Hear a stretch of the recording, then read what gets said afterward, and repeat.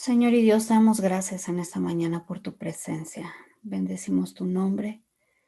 Te damos gracias, Señor, por la bendición de ser tus hijos, Señor, por el privilegio que tenemos de poder estar delante de tu presencia. Gracias por tu palabra, Señor, que es la verdad, que es nuestro fundamento, Señor. Gracias por tu sacrificio en la cruz del Calvario, Cristo. Te damos gracias, Señor, porque tú nos rescataste de nuestra vana manera de vivir. Nos diste, Señor, una nueva vida, un propósito, un significado. Y nos has dado, Señor, también una esperanza eterna para poder estar contigo. Te damos gracias, Señor, porque reconocemos en esta mañana que todo lo que hemos recibido, Señor, proviene de ti. Tu palabra dice que toda dádiva y todo don perfecto provienen de lo alto del Padre, de las luces en quien no hay mudanza ni sombra de variación. Te damos gracias, Señor, porque es una bendición el poder estar en tu presencia, el poder reunirnos, Señor, para escudriñar tu palabra, para crecer y fortalecer nuestra fe, Señor. Y en esta mañana queremos rendir nuestra voluntad a ti, Señor. Queremos prestar atención a tu palabra. Queremos disponer nuestro corazón, nuestra mente, Señor, a escuchar las verdades que tú quieres hablarnos. Y queremos, Señor, ser transformados por medio de tu palabra, Señor, en este día, para que nuestra vida, Señor, sea un reflejo de lo que tú estás haciendo en cada uno de nosotros. Bendecimos tu nombre, Señor, y te damos toda la gloria, solo a ti que eres digno de recibirla, por Cristo Jesús. Amén. Muy bien, pues hemos venido revisando acerca de la obra del Espíritu Santo en nuestras vidas. Vimos básicamente 5 puntos que se resumen en que lo primero que hace el Espíritu Santo con nosotros es unirnos o hacernos uno con Dios para llevarnos a la imagen de Cristo, es decir, para desarrollar el carácter de Cristo en nuestra vida. Esto lo hace por medio de su palabra, de la verdad. Revela lo profundo de Dios, leíamos el día de ayer, a nuestro espíritu. Y al traernos esa revelación y al ir siendo nosotros transformados, como dice la palabra de Dios, exponiéndonos o estando a cara descubierta, somos transformados como la misma imagen de Dios por medio de su espíritu. Una vez que vamos siendo transformados, entendimos que Él nos capacita para servir, para que nuestra vida pueda tener un significado mayor, no únicamente vivir para nosotros mismos, sino para que podamos ser participantes de la obra de Dios en esta tierra por medio del servicio a nuestros hermanos y por supuesto para dar testimonio a la gente que aún no le conoce. Todo esto, cuando nosotros lo vamos entendiendo, trae un significado y trae un propósito a nuestra vida, ¿sí? Ahora, vamos a revisar cómo es que podemos nosotros vivir en el poder del Espíritu Santo, entender qué es lo que esto significa en nuestra vida. A veces como cristianos nos preguntamos, bueno, si Dios es el que hace la obra, ¿hay algo que yo tengo que hacer? ¿O se lo dejo todo a Él? Y muchas veces nuestras oraciones a Dios van en el sentido de tú hazme, tú cambia, por ejemplo, no se refrena mi lengua si es que estoy en chisme o cuestiones de este tipo.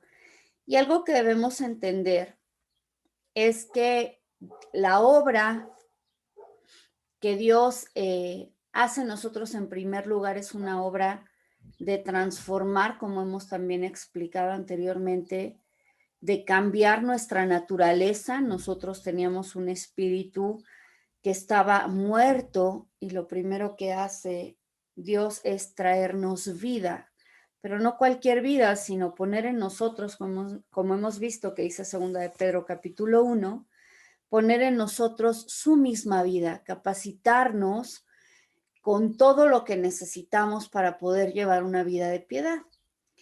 Pero eso no quiere decir que entonces nosotros nos quedamos inmóviles y dejamos de hacer la parte que nos corresponde. Entonces es importante que entendamos qué significa esto, cómo se ve la vida cristiana y cómo es que yo debo vivirla cada día. ¿Cuál es, digamos, la responsabilidad, el rol, el papel del Espíritu Santo en mi vida y cuál es el mío? ¿Sí?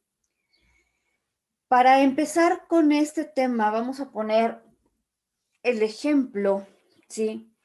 De una persona que pasa mucho tiempo para prepararse y llegar a un torneo, vamos a llamarle, de box, ¿de acuerdo? Entonces, una persona que está en este torneo tiene que estar consciente acerca de pues que en este momento va a darlo todo en contra de un contrincante que tiene enfrente. Normalmente, si nosotros hemos escuchado acerca de lo que es el box, cada uno de estos dos contrincantes tienen un entrenador y parte de la labor pues de ese entrenador es estar recordándole a esta persona qué es lo que debe hacer, alertándole, eh, de alguna manera, dándole, vamos a decirlo así, lo que necesita él saber y recordar en ese momento para poder llevar a cabo el mejor papel que tenga, ¿sí? Ahora, no quiere decir que cualquier persona que va a entrar a un torneo de box simplemente llega y se para ahí sin tener una preparación previa. Esto implica, por supuesto, que una persona que va a boxear previamente se ha preparado pues en distintas cosas, por supuesto es un esfuerzo todos los días físico, probablemente haciendo pesas, corriendo, sentadillas, dieta, no sé, levantarse temprano, dormirse temprano, tener cierto tipo de alimentación que sea adecuado para lo que quiera hacer, etcétera. Y de alguna manera hemos sido enseñados acerca pues de las disciplinas que como cristianos debemos desarrollar y pensamos que en ese sentido el tener una vida cristiana es solamente como practicar estas disciplinas porque eso es lo que va a traer una vida victoriosa a nosotros. Entonces, lo que tenemos que entender, vuelvo a repetir, es como ese equilibrio que debe haber entre lo que me corresponde hacer a mí y entre saber realmente cuál es la obra del Espíritu Santo en mi vida. Ahora, para esto, la palabra de Dios ciertamente nos dice en 1 de Timoteo 4, 7 y 8, hablándole Pablo a Timoteo, que era, vamos a decirlo así, uno de sus discípulos, ejercítate para la piedad, porque el ejercicio corporal, dice, para poco es provechoso, pero la piedad para todo aprovecha, pues tiene promesa de esta vida presente y de la vida venidera. Entonces, ciertamente hay un esfuerzo que nosotros debemos desarrollar, pero entonces eso quiere decir que todo en la vida cristiana depende de mí, depende de lo que yo haga, depende de mis buenas obras. Y aquí vuelvo a repetir, es tan importante que entendamos, ¿sí? Ese perfecto balance entre lo que hace Dios y lo que hacemos nosotros, porque si no ocurre que cuando nosotros nos enfocamos totalmente en lo que me corresponde hacer a mí, pues puede haber un riesgo enorme. ¿Por qué? Porque el riesgo puede ser que si yo creo que todo depende de mí, que las buenas obras, que el cumplir con lo que Dios me manda y demás es algo que yo puedo hacer, entonces puedo llegar al punto de vanagloriarme y de olvidarme, ¿sí? Que todo lo que he hecho o todo lo que hoy tengo como hijo de Dios ha sido obra de Dios. Ahorita vamos a revisar algunos pasajes. Pero también ocurre que si yo creo que todo depende de mí y me doy cuenta de lo que en un momento dado llegó a entender Pablo, es decir, que ninguna persona puede ser justificada por sus buenas obras, entonces yo voy a tener muy probablemente dudas respecto de mi salvación. Voy a estar en una posición de sentir que si la salvación depende de mí, pues estoy perdido y nunca voy a desarrollar realmente esa certeza de entender que la parte, digamos, más importante y todo aquello que era imposible para mí como ser humano, Dios ya lo hizo, ¿sí? Entonces, me gustaría que vayamos a Gálatas para entender, ¿sí? ¿Cómo es que se da justamente todo esto? ¿Y cuál es la obra del Espíritu Santo en nuestra vida? Entonces, Gálatas es una carta realmente muy breve, estamos hablando de 6 capítulos, en los cuales justamente lo que hace Pablo es hablar a la iglesia que estaba en Galacia, porque de pronto lo que se dio cuenta es que había entrado toda esa doctrina en la cual ellos estaban siendo nuevamente llevados a hacer ciertas obras con la finalidad de poder sentir que por medio de esas obras iban a ser justificados. Sí. Y esta es una carta, la verdad, bastante fuerte. Yo les voy a ir leyendo algunos versos nada más. Vamos a empezar con este, que es Gálatas 3:3, donde lo que les pregunta Pablo es: tan insensatos sois que habiendo comenzado en el espíritu, ahora os perfeccionáis en la carne. Y este tipo de versos de pronto, si no los comprendemos adecuadamente, podemos entonces empezar a llegar a conclusiones cerradas. Y creo que este tipo de versos son los que pronto nos han llevado a decir, pues entonces yo no tengo que hacer absolutamente nada, porque la palabra de Dios dice, sí, que ya la obra le hizo el Espíritu de Dios y entonces, pues yo no tengo que hacer nada, ¿no? Fíjense lo que dice aquí. Tantas cosas habéis padecido en vano, es el verso 4. Esto es, si fue en vano, aquel pues que os suministra el Espíritu y efectúa milagros en vosotros, es decir, Dios, ¿lo hace por las obras de la ley o por la predicación de la fe? Así como Abraham dice, creyó a Dios y le fue contado por justicia, sabed por tanto que los de la fe, estos son hijos de Abraham. Sí.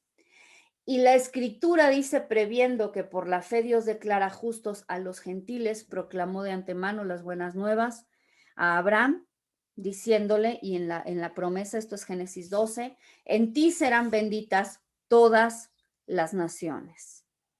Sí. Me voy a saltar hasta el verso 11, y esta es una declaración muy importante, dice, y es evidente que por la ley nadie es declarado justo delante de Dios, porque el justo por la fe vivirá. Ok, lo primero que debemos tener súper claro es: ningún ser humano nunca ha podido cumplir la ley para por medio de ella ganar la salvación.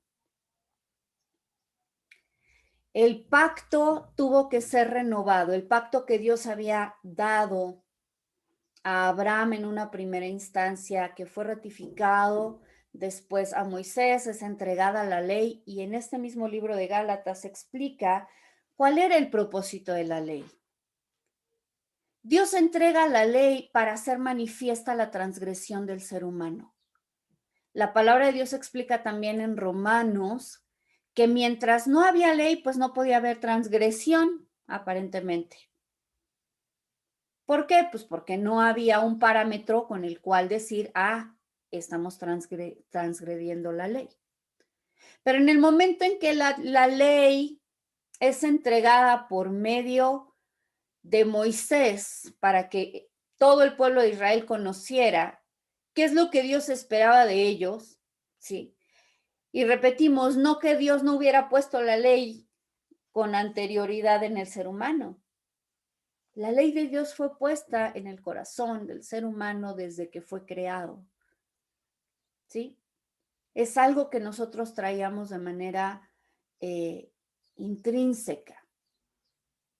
Sin embargo, lo que Dios hace de alguna manera es pone esa ley por escrito para que nosotros no tuviéramos, vamos a decirlo así, pretexto de decir, pues es que yo no sé qué es bueno o qué es malo.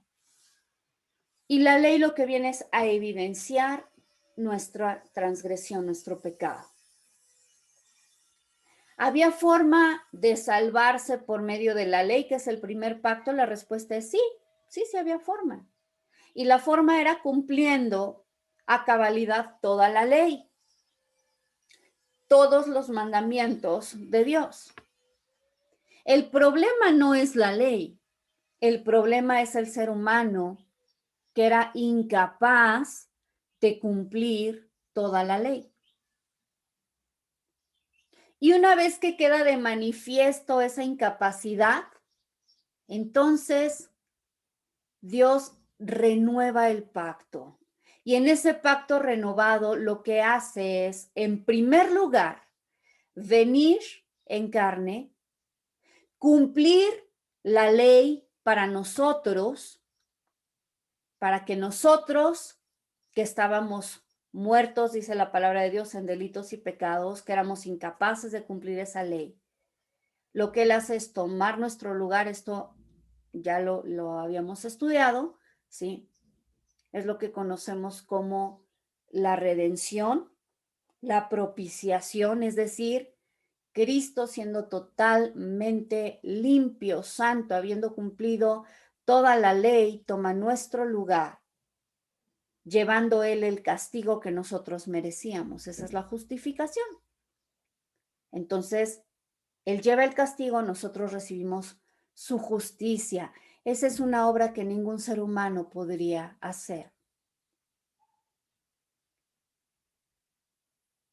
Entonces, eso quiere decir que ahora yo soy eximido de cumplir la ley.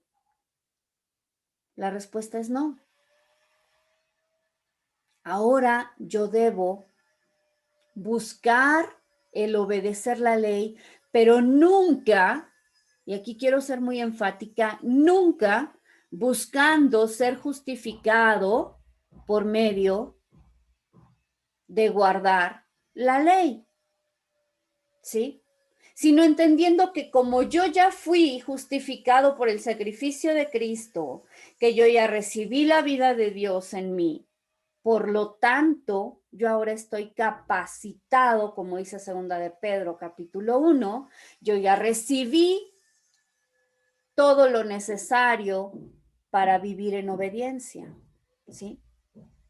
Esto es bien importante que lo entendamos. Por favor, si alguien va teniendo alguna duda, con toda la confianza pueden preguntar. Voy a ir ahora hacia el capítulo 5 de Gálatas.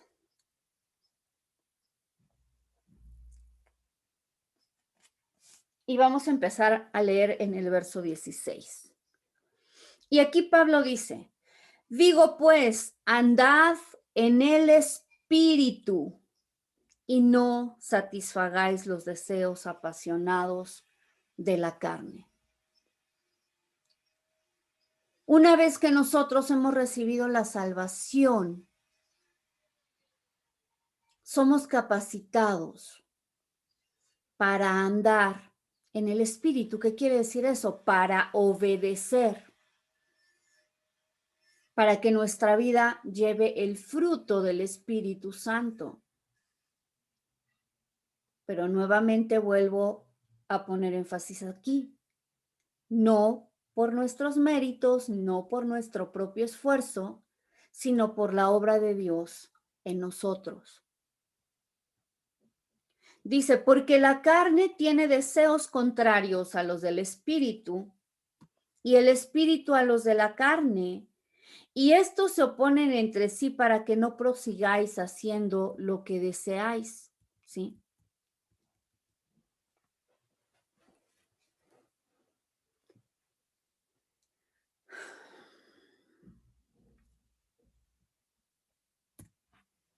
Entendemos entonces hasta aquí que lo primero es que nosotros fuimos salvos por gracia, por la fidelidad de Dios, que ninguno de nosotros tiene mérito alguno en haber recibido esa salvación, ¿sí? La obra de Dios ya está hecha perfecta en nuestra vida y la pregunta es, bueno, ¿qué viene entonces? Y lo que viene entonces es entender esto que dice Gálatas, que estamos en una lucha constante, la lucha de la carne contra el espíritu. Nos está diciendo el verso 17, la carne tiene deseos que son o contrarios a los del espíritu y el espíritu a los de la carne, y estos se oponen entre sí. ¿Para qué? Dice, para que no prosigáis haciendo lo que queráis. Y esto es súper importante, porque decíamos muchas veces, se ha llegado a la interpretación de, pues como ya no estamos bajo la ley, eso quiere decir que ya no tenemos que obedecer lo que dice el Antiguo Testamento. Por lo tanto, vivo como se me da la gana. Y normalmente vivir como se nos da la gana es vivir nuevamente siendo esclavos de la carne, siendo esclavos del pecado, como vamos a leer ahorita. Pero no somos llamados a eso y lo que tenemos que entender es que si Dios ya cambió nuestra naturaleza, si Él ya nos rescató, dice la palabra, de nuestra vana manera de vivir, es para darnos una vida nueva, una vida que refleje esa naturaleza de Dios. Vamos a seguir leyendo. Dice, pero si sois guiados por el Espíritu, no estáis bajo la ley. Y evidentes son las obras de la carne, dice, las cuales son fornicación, impureza, lascivia, idolatría, hechicería, hostilidades, contiendas, celos, enojos, rivalidades, disensiones, herejías, envidias, borracheras, orgías y cosas como estas, sobre las cuales os amonesto de antemano, como os dije antes, que los que practican tales cosas no heredarán el reino de Dios. Entonces, ojo, no hemos sido salvos para seguir viviendo en la carne.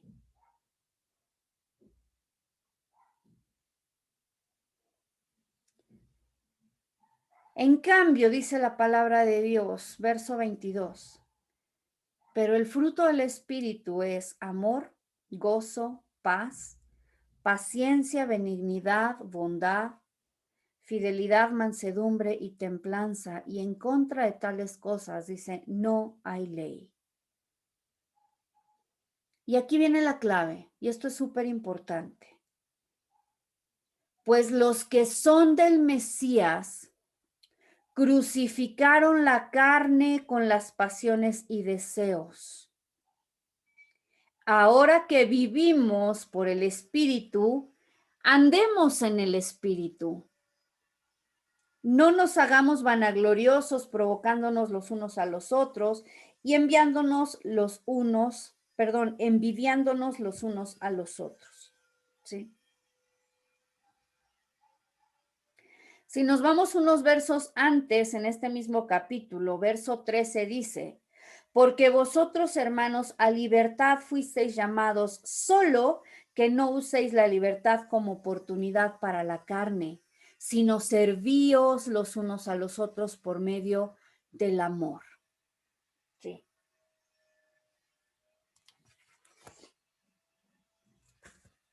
Fuimos rescatados, recibimos la vida de Dios en nosotros. Vuelvo a repetir, algo que debemos tener muy claro es que nosotros no recibimos la salvación por nuestras buenas obras. Nuestros esfuerzos eran insuficientes para ganar la salvación. Sin embargo, debemos ser conscientes todos los días acerca de que estamos en una lucha.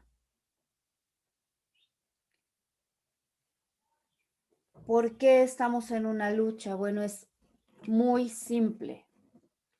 Hemos vivido prácticamente toda nuestra vida en una cultura ajena a la cultura del reino.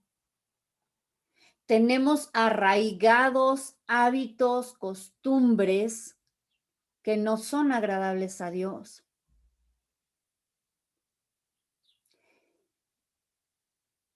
Cristo, por medio de su sacrificio, ya nos dio la victoria sobre el pecado. Y como vamos a ver ahorita también en Romanos, el Espíritu Santo nos capacita para vivir en esa libertad. Pero tenemos que entender, ¿sí?, que está esta lucha en nuestra alma, ¿sí?, en nuestra mente, en nuestras emociones, en nuestra voluntad. Y esta lucha la vamos a vivir todos los días hasta el día en que seamos llevados a la presencia del Señor. Y no importa, fíjense bien, esto es súper, súper importante. No importa qué tan riguroso sea nuestro ejercicio espiritual, nuestra disciplina de todos los días, nunca podremos obtener el músculo espiritual suficiente para vencer el pecado por nuestras propias fuerzas. Necesitamos entender que todos los días debemos ser dependientes de Dios. Sí.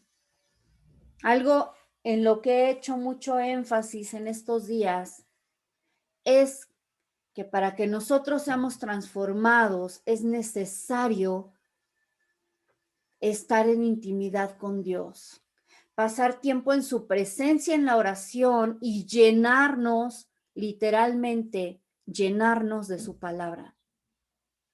Sí.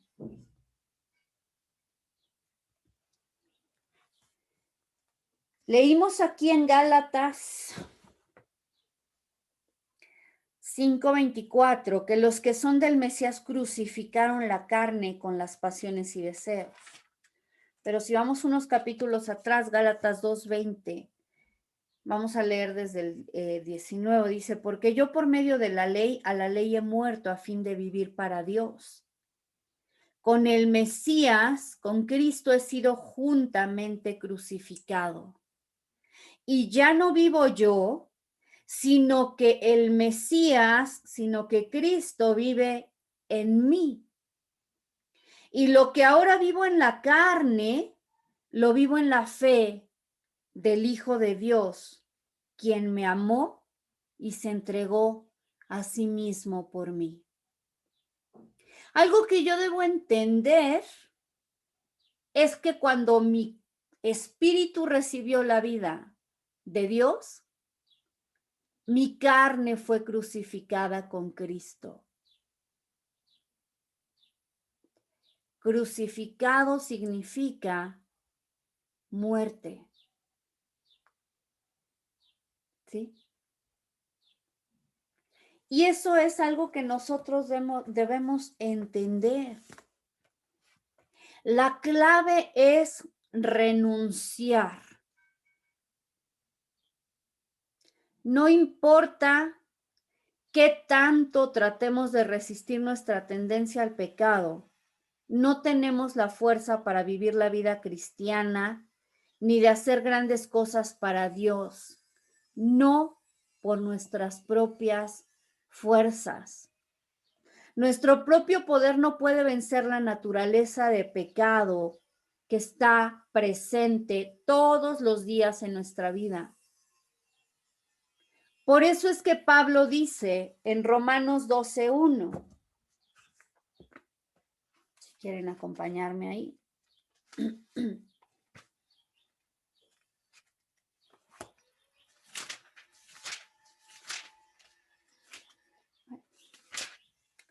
Así que, hermanos, os exhorto por la gran misericordia de Dios, que presentéis vuestros cuerpos como sacrificio vivo, santo, agradable a Dios, que es vuestro servicio racional.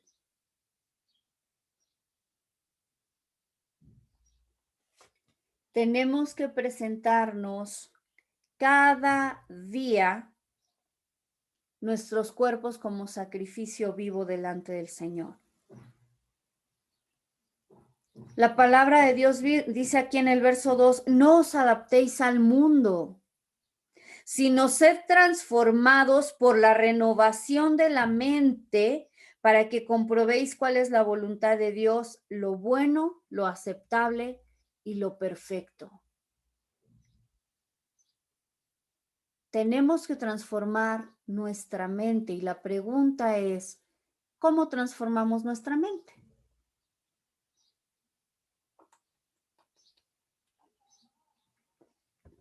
Memorizando. ¿Mande? Memorizando. Ok, memorizando es una parte. ¿Qué más? Comunión con Dios todos los días. Específicamente hablando de renovar nuestra mente, la clave es la palabra de Dios. ¿Sí?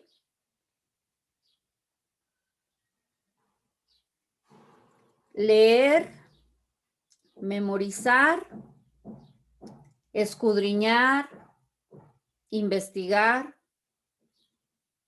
transcribir la palabra de Dios. Orar la palabra de Dios. Orar la palabra de Dios. Fíjense, esto es clave, porque muchas veces cuando nosotros dejamos de lado la palabra de Dios y decimos, bueno, debo tener comunión con Dios, eso significa que debo orar. Normalmente nuestras oraciones sin la palabra de Dios son Dios, o Dios mío, o Padre, o como quieran, ¿sí? Vengo a pedirte que me des X, Y, Z, que me ayudes en A, B y C, en el nombre de Jesús, amén. Y normalmente le hablamos desde nuestro corazón, desde nuestros pensamientos. Pero permítanme decirles que no hay nada más poderoso que orar la palabra de Dios, que apropiarnos de las promesas de Dios por medio de su palabra. Y hay tanto que podemos orar en toda su palabra. Por ejemplo, con estos versículos que estamos leyendo ahorita, le podemos decir, Señor, yo estoy en esta mañana delante de tu presencia porque quiero presentarte mi cuerpo como un sacrificio vivo, santo y agradable a ti, porque este es mi servicio racional. Señor, no quiero adaptarme al mundo, sino quiero que mi mente sea transformada por medio de tu palabra, para que pueda comprobar en mi vida cuál es tu buena voluntad, agradable y perfecta. Sí. Aprendamos a personalizar la palabra de Dios en nuestra vida. Hay tanto que podemos orar.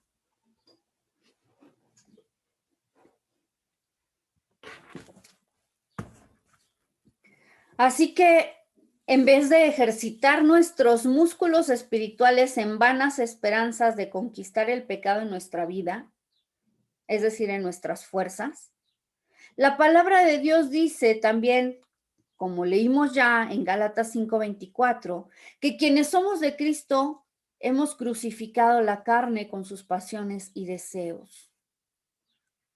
Esto quiere decir que tenemos que clavar incluso nuestras buenas obras.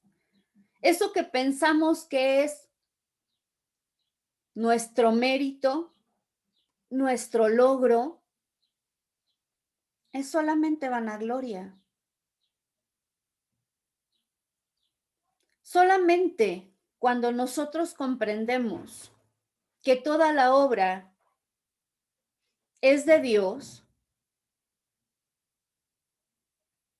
y entendemos esto que dice Gálatas 2:19 al 20,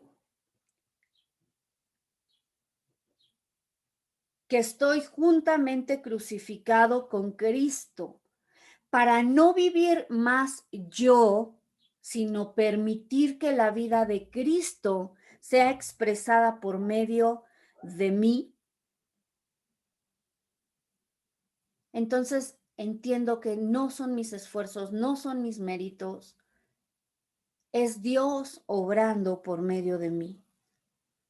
¿Qué quiere decir esto?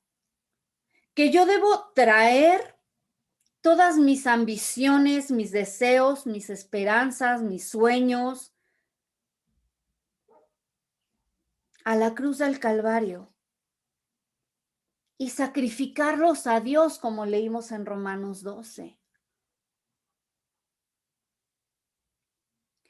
Esto quiere decir que yo debo rendir mi vida y entregar todo a Dios, mis habilidades, mis talentos, mi bondad, mi esfuerzo. Todo eso lo voy a considerar como algo inútil y voy a colocar mi confianza totalmente en la bondad y en la fuerza de Dios. Cuando nosotros dejamos de depender en nosotros mismos y le decimos a Dios que queremos que Él sea honrado, que Él sea glorificado. Recordemos que mencionamos también que por medio de nuestras buenas obras, Dios es glorificado. Y cuando nosotros manifestamos a Dios ese deseo de que Él sea glorificado por medio de nuestra vida, entonces Él va a responder con poder. Cuando cedemos absolutamente todo a Dios, Él libera su Espíritu Santo en nosotros y obra a través de nuestra vida.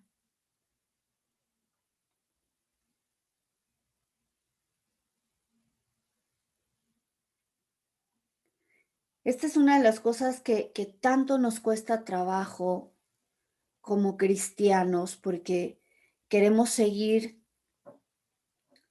confiando en nuestro esfuerzo, en nuestros dones, en nuestras cualidades.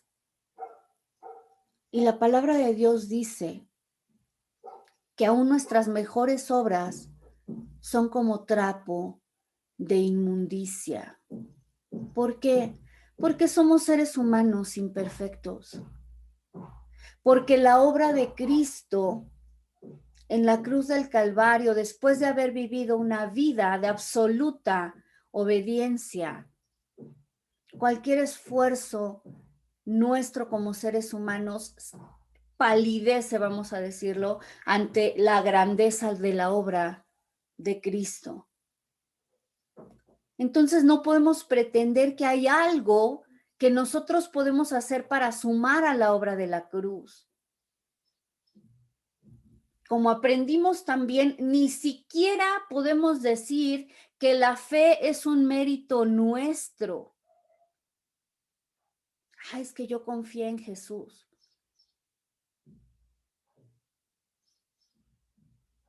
Porque ya entendimos que el tener fe en Dios es solamente el resultado natural de saber quién es Él, de conocer su carácter, de saber que Él es fiel. ¿Cómo no confiar en Él si es fiel? Y entonces, ¿de quién es el mérito? ¿De Dios o mío? Por eso es que en 2 Corintios, capítulo 12,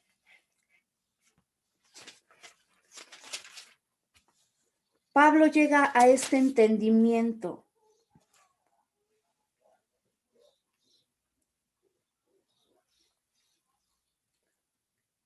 La palabra de Dios dice que él estaba experimentando lo que la palabra de Dios habla acerca de un aguijón en la carne. Y dice la palabra que 3 veces él rogó al Señor que lo alejara, que lo quitara de él. Y la respuesta del Señor, 2 Corintios 12:9 es: y me ha dicho, bástate mi gracia porque mi poder se perfecciona en la debilidad. Dice, por tanto, gustosamente me gloriaré más bien en mis debilidades para que resida en mí el poder de Cristo.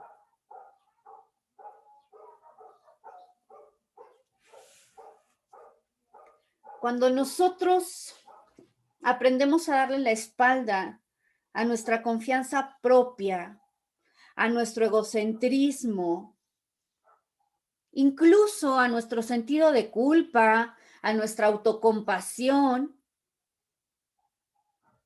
y lo que hacemos es venir delante del Señor y decirle, yo te necesito y deseo agradarte. Dios responde viviendo su vida por medio de nosotros. Por supuesto que Dios quiere nuestra obediencia, pero antes que eso, Él nos quiere a nosotros. Su deseo es comunión con nosotros. Lo que Él quiere es una vasija disponible, ¿sí? La palabra de Dios dice en Romanos capítulo 6, y esta es una analogía muy linda, porque nos hace entender que nosotros no somos más que vasijas vacías, vasijas de barro.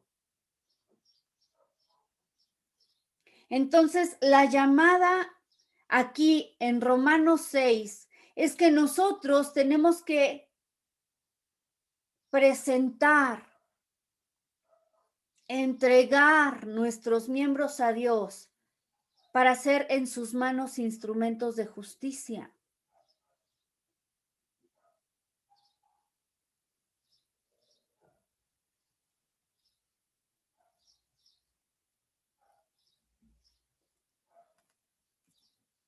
La obra es de Dios. Nosotros simplemente somos herramientas.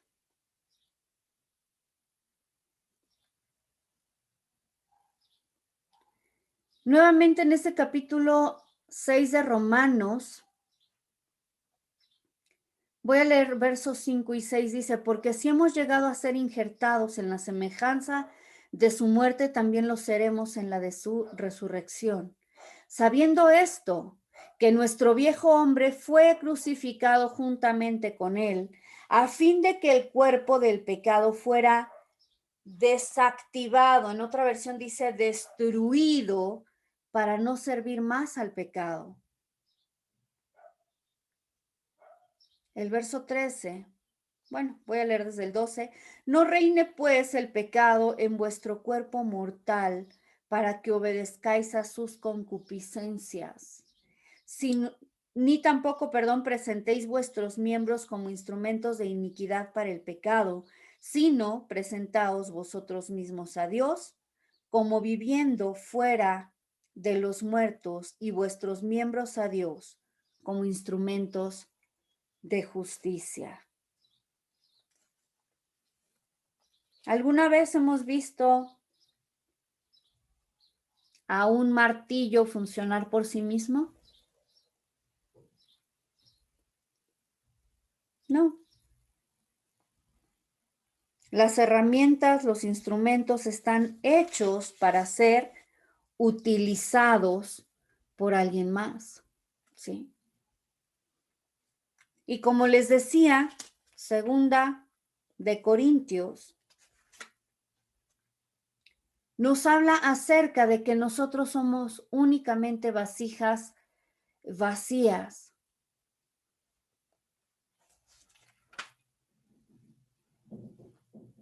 A partir del verso 7 dice así la palabra: pero tenemos este tesoro en vasos de barro. Yo les pregunto, ¿cuál es el tesoro? La palabra, ¿no? Él. El tesoro es la misma presencia de Dios en nuestra vida. Tenemos este tesoro, claro, la palabra también, en la medida que nos llenamos de la palabra de Dios, la palabra viva, que es Cristo, también está en nosotros. Dice, tenemos este tesoro en vasos de barro. ¿De qué hizo Dios al hombre? De barro. De barro. Literal, nosotros no somos más que barro, polvo. ¿Es segunda de Corintios que él es? 4:7. Gracias. Sí. Tenemos este tesoro en vasos de barro para que la excelencia del poder sea de Dios y no de nosotros. ¿Qué es lo que quiere decir este verso? Nunca se te olvide que tú eres un pedazo de barro y que si algo brilla en ti es lo que contiene. ¿Qué es lo que contiene? La presencia de Dios, el poder de Dios.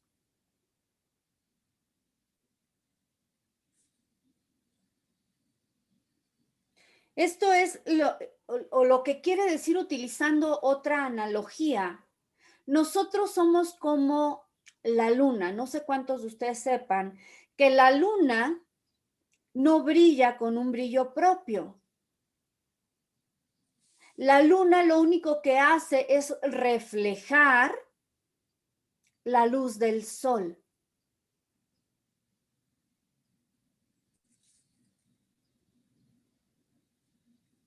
Si nosotros no entendemos que la obra es de Dios, es tan fácil que nos envanezcamos, que pensemos que ahora sí son nuestros méritos, que ahora sí soy digno de que Dios me ame.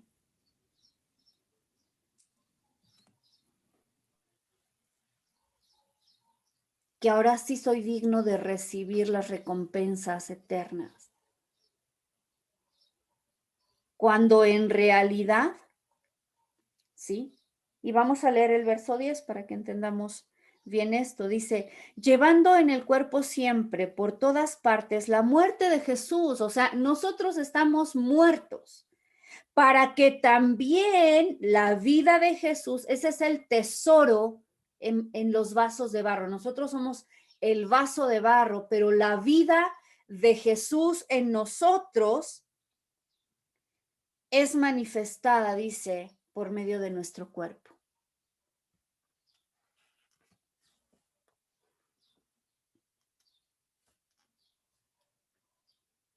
Jesucristo, hablando en Lucas capítulo 9, verso 23, dijo, si alguno quiere venir en pos de mí, lo primero que tiene que hacer es niéguese a sí mismo, tome su cruz cada día y sígame.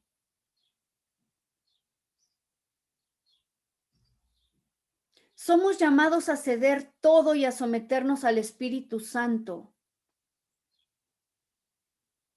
Porque cuando nosotros nos sometemos a Dios, Él puede manifestar su poder y su presencia a través de nosotros. ¿Ese fue Lucas qué, Leslie? 9:23, Margarita. Gracias. Sí. Leslie, ¿qué Sí. es tomar nuestra cruz? O sea, nuestro pecado, nuestro cuerpo, y No es entregárselo a nuestro Él. pecado, lo que vamos a recordar en ese sentido es, la palabra de Dios dice que nosotros fuimos crucificados con Cristo. ¿Qué es tomar la cruz? Es morir a mi yo, morir a mi ego, morir a mis deseos, morir a mis pasiones, morir a mis méritos, morir a mi reconocimiento, morir a mis temores, morir a mi condenación. ¿Sí? Sí, gracias. No hay de qué. Identificar que yo estoy muerto. Yo ya morí. Ya Leslie no está aquí. Entonces, si yo estoy muerto y quien vive es Dios en mí, entonces la forma en la que yo vivo es por Dios y para su gloria. ¿Sí? ¿Sí va quedando claro? Sí. Una vez que Leslie, una nosotros... pregunta. Sí, claro. Fuera, ahorita lo que dices, pues sí, y a lo que hemos leído es morir al pecado y es ya no hacer lo que nosotros hacíamos Así es.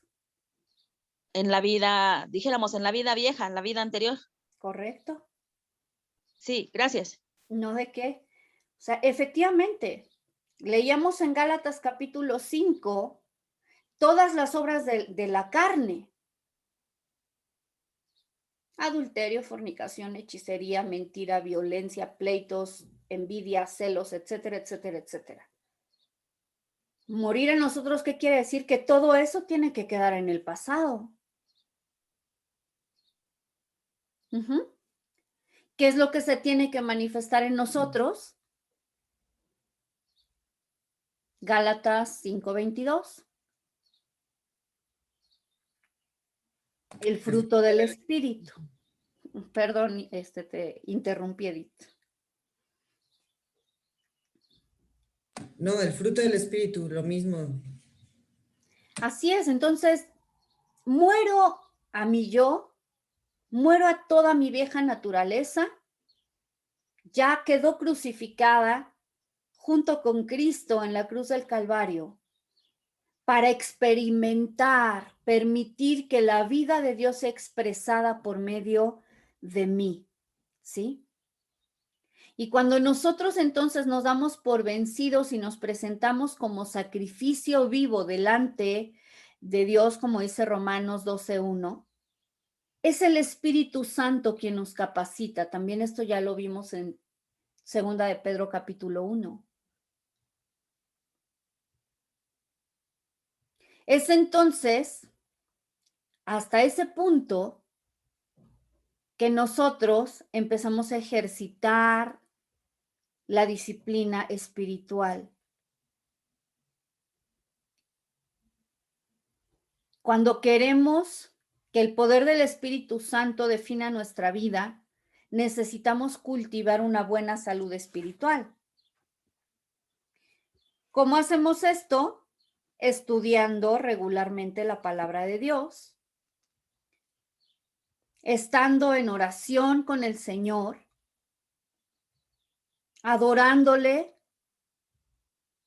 junto con otros creyentes, la palabra de Dios dice reuniéndose o reuniéndonos, y viviendo en armonía unos con otros en nuestro día a día. Es decir, no se limita la vida de Dios en nosotros únicamente a ciertas disciplinas, decir, ok, ya oré, ya medité en la palabra, sí me reúno. ¿Y cómo es tu vida en tu casa? No, pues nada que ver. En pleitos con mi familia, en celos, en iras, en disensiones.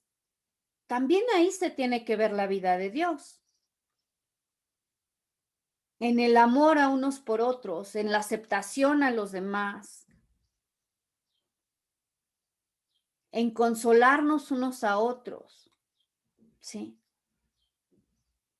Nunca vamos a sentirnos fuertes por nosotros mismos y debemos siempre recordar que la verdadera fuente de nuestro poder espiritual es Dios mismo. ¿Sí?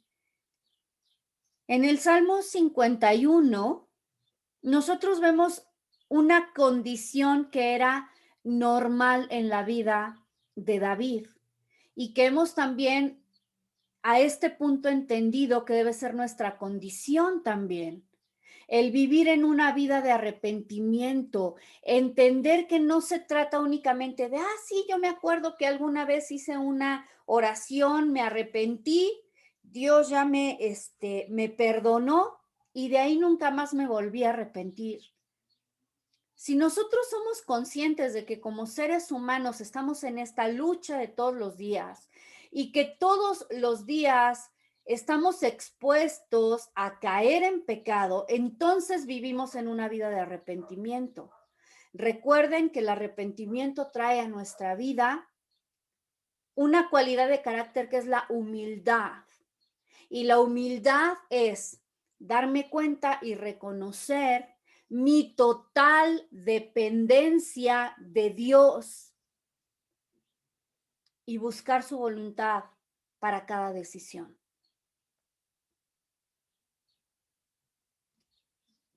Debo vivir y debo andar en una vida de arrepentimiento.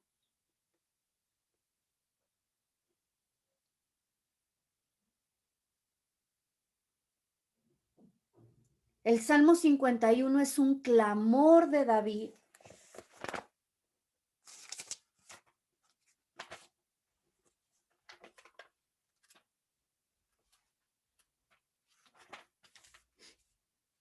Donde dice, ten piedad de mí, oh Dios, conforme a tu misericordia.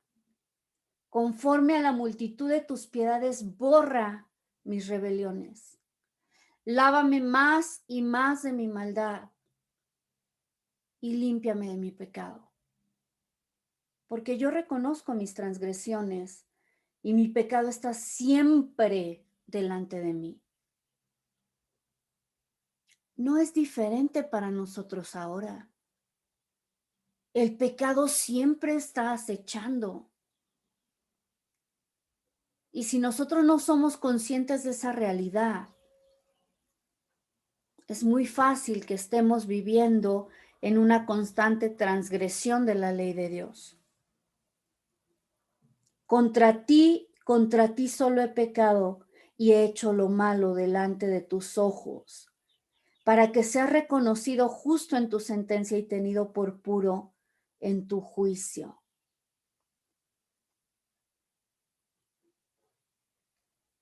Voy al verso 16. Dice, porque no quieres sacrificio que yo daría y si doy holocausto no lo aceptas. El sacrificio grato a Elohim es el espíritu quebrantado. Al corazón contrito y humillado no despreciarás tú, oh Elohim. Debemos aprender a vivir continuamente en arrepentimiento, a reconocer que dado a que somos humanos, todos los días vamos a luchar con nuestra naturaleza de pecado. Y esto debe ponernos en una posición de estar en continuo arrepentimiento delante del Señor. Y arrepentimiento, decíamos, no es venir y llorar, derramar lágrimas delante de Dios para levantarnos y seguir haciendo lo mismo. Eso se llama remordimiento. Y no sirve para nada. Arrepentimiento, la palabra en hebreo es teshuvá. Y teshuvá significa la acción de cambiar de rumbo, de regresar a Dios. No basta con hacerlo una vez en la vida. Lo tenemos que hacer todos los días. Cada vez que hacemos algo malo, debemos abandonar el mal, confesar a Dios nuestro pecado y buscar su perdón. Santiago, capítulo 4, versos 7 al 10.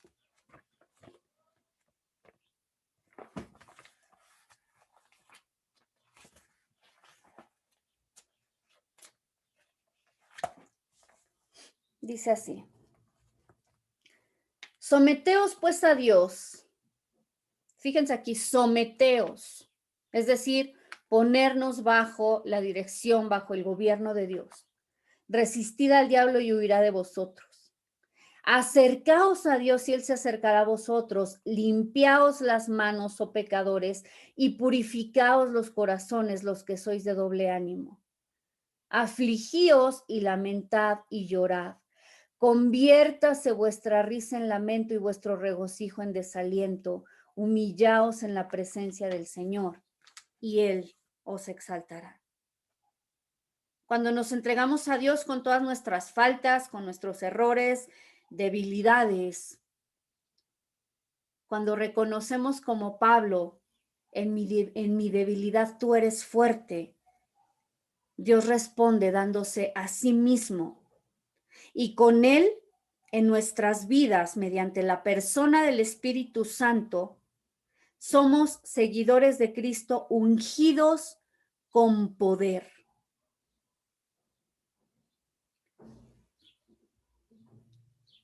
Veíamos el día de ayer que Pablo también dice: no os embriaguéis con vino en lo cual hay disolución, sino más bien sed llenos del Espíritu Santo.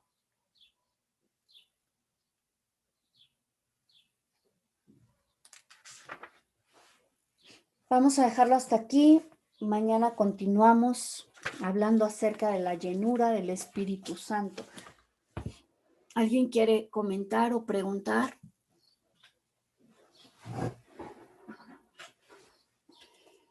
¿No? Vamos a orar. Yo nada más quería comentar en el de 2 Corintios 12, ¿Sí? leíste hasta el 9 y se me hace muy interesante poder agregar el 10. Adelante.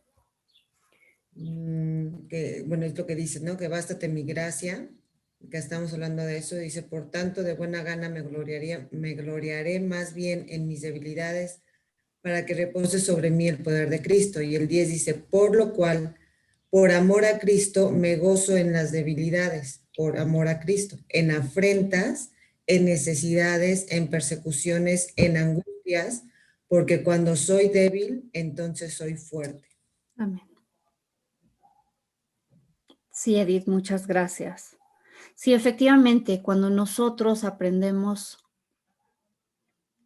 entendemos que en nuestras debilidades y en nuestras circunstancias, vamos a decirlo así, negativas, Dios se está gloriando, cambia completamente nuestra perspectiva de vida.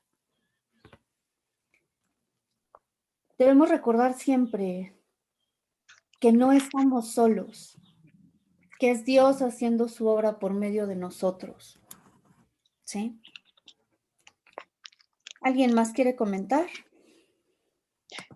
Ahorita que leíamos Santiago 4, principalmente el versículo 8, a donde dice, y vosotros los de doble ánimo, purificad vuestros corazones. El otro día escuchaba a una hermana, considero que sí tiene un poco buena su enseñanza, pero pues sabiendo que hay parte de la verdad y pues cuando se mezcla también doctrinas erróneas, pues es ahí donde por falta de desconocer la escritura, pues somos arrastrados, ¿no? Por cualquier viento de doctrina, cosa que en un momento dado, en su momento, somos muy dados a caer. ¿Por qué? Sobre todo la gente que ha dado de una iglesia a otra, ¿no? Y decía esta hermana que, por ejemplo, las personas que son de doble ánimo es una enfermedad, y luego lo llevó a otro extremo, dice, es el diablo. O sea, una persona que es de doble ánimo, porque pues también en Santiago 1:8 parece que dice que los de doble ánimo son inconstantes en todos sus caminos. Ajá. Y yo digo, ahorita me llamó la atención porque también aquí está lo de doble ánimo, ¿no? Ujú. Y el error que se comete es que realmente mucha gente está empapada de doctrinas que se dan en la iglesia, pero ignorando lo que realmente dice la escritura. Ujú. O sea, la escritura revela el corazón de Dios y a veces podemos estar llenos de muchas cosas que nos han enseñado, pero a la luz de la escritura nos vamos a dar cuenta que son son doctrinas equivocadas, ¿no? Por eso Jesús decía, se equivocan errando erráis ignorando las escrituras y el poder de Dios. Así es. El poder de Dios radica en ser guiados, ser llenos del Espíritu Santo. Amén. Así es. Ujú. Sí, esta palabra que se utiliza o a lo que se refiere este verso de doble ánimo viene de un griego que se refiere a dos almas y está muy, muy claramente explicado en Romanos capítulo 7, cuando Pablo lo que dice es, pues, el deseo de hacer el bien está en mí, mas no el hacerlo, ¿sí? Esa lucha, digamos, que hay en una persona que, decíamos, todos los seres humanos tenemos en nuestro interior el deseo por la virtud de Dios, porque Él así nos creó. Pero cuando no hemos sido nacidos de nuevo, estamos sujetos a la esclavitud del pecado. Ese es el doble ánimo. Uh-huh. Esa es la inconstancia. Ahora, como cristianos, si no renovamos nuestra mente en la palabra de Dios, si no nos sujetamos a Dios, a su espíritu, podemos también estar viviendo en ese doble ánimo, anhelando agradar a Dios, pero nuevamente siendo o estando esclavizados en el pecado. Sí, finalmente viviendo en la carne, ¿no? Así es. Ese es el doble ánimo. Leslie, Sí. pudiera ser igual como muchas veces nos lo ha dicho Isaac, en cuestión de que dice, nos damos nuestros permisitos. Claro. Puede ser igual entrelazado al doble ánimo, que creemos que Dios va a llegar la noche y vamos a pedir perdón a Dios, pero en el día pues nos damos permisitos al pecado. Claro, o sea, para mí eso es una falta de entendimiento, Clara. ¿Por qué? Porque pensamos que Dios no está dando mandamientos, sino sugerencias. Exacto. O sea, Dios me dice que yo haga esto, pero yo creo que lo que debo hacer es lo otro. O lo que yo quiero hacer es diferente a lo que Dios me dice. Sí, Y somos el polo opuesto. claro. Y no solo eso, sino que no entendemos que el mal nos lo hacemos solitos, porque en la desobediencia también, como hemos aprendido, viene la consecuencia que es la maldición. Sí, es decir, todo acto tiene consecuencia. Totalmente. Ok, Uh-huh. gracias. No, no hay de qué. ¿Alguien más quiere comentar? ¿No? Bueno, vamos a orar. Bendito Dios, te damos gracias, Padre, por tu palabra, por este tiempo que pudimos pasar juntos, Señor, como hermanos, escudriñando las Escrituras, Señor, conociéndote un poco más. Te damos gracias, Espíritu Santo, porque nos revelas la verdad, porque nos enseñas lo profundo de Dios. Gracias te damos, Señor, porque entendemos que la obra, Señor, no es nuestra. Tu palabra dice, Señor, que la obra que tú empezaste en nosotros, tú la perfeccionarás hasta el día de Jesucristo, Señor, y esa es nuestra esperanza. No en nuestros méritos, no en nuestras fuerzas, Señor, no en nuestras capacidades que son incompletas, sino en ti, Señor, que eres fiel. Dice tu palabra que toda promesa, Señor, que tú nos has dado, tú la cumplirás. Y en eso, Señor, descansa nuestra confianza, en que tenemos un Dios en quien podemos confiar, pero que también dice la palabra que es poderoso para guardarnos, para salvarnos. Gracias, Señor. Dependemos de ti, Señor, y queremos en este día rendir nuestra vida a ti, Señor, nuestros miembros, dice tu palabra, como sacrificio vivo, santo y agradable delante de ti, Señor.